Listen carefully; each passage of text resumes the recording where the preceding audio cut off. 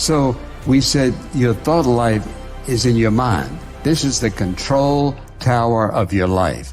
And because it is, we make the decisions and we suffer the consequences, or we glean the blessing of making right decisions in life. Whether it's about money, or whether it's about marriage, or whether it's about sex, or friendship, relationships. Here's where it all starts. And this is going to control your life. And the truth is, all of us up to this point in our life, where we are is a result of how we've been thinking all these years.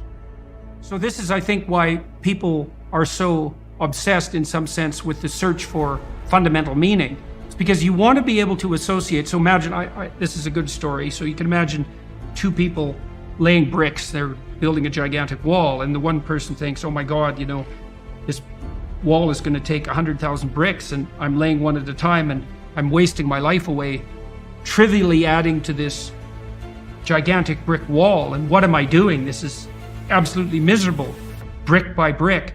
And the other person thinks, in 300 years, this is going to be a cathedral. And so the person in the second state is doing exactly the same thing at a local level, laying bricks, but each brick is related to a very high goal. And that means the reward that's attendant upon the laying of the brick is proportional to the goal, to the aim of the entire behavioral process. And so it seems to me, so if you're aimless and goalless, and I know you've done some work on goal setting, if you're aimless and goalless, then you can't elicit any positive emotion. And if your goals are fragmented, which is also what happens if you're aimless or your goals lack unity, if your goals are fragmented, then no given behavioral manifestation can elicit any dopaminergic reward, because it's not a step forward to anything desirable. And so there's no positive emotion. And so you can't learn. Well, according to your account, I didn't know that. See, I didn't know that when you put yourself in a state of apprehension in relationship to a valued goal, that your neuroplasticity improves and you can learn better. That's very, very cool. So, because I just developed this app for writing called Essay.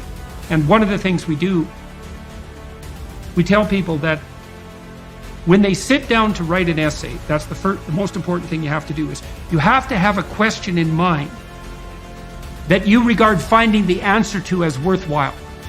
Otherwise, the whole exercise is a lie. So even if you're assigned a topic, you have to find something within the topic that grips you and provides you with the motivation that's appropriate to move forward with the essay, with the attempt. And it is a lie otherwise. You're wasting your words. You're engaging in futile activity. And you're going to write something dull and terrible, and it's going to frustrate you and bore you while you're doing it. And that's because your own nervous system is telling you that you're participating in something that you have no belief in.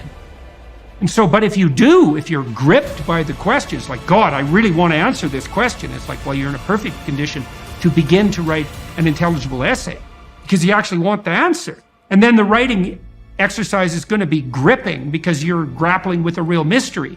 And that's so cool. If doing that also puts you in a state where you're much more likely to learn, which makes sense, right? Because if you're doing something important and you seem to be moving forward, that's a really good time to learn.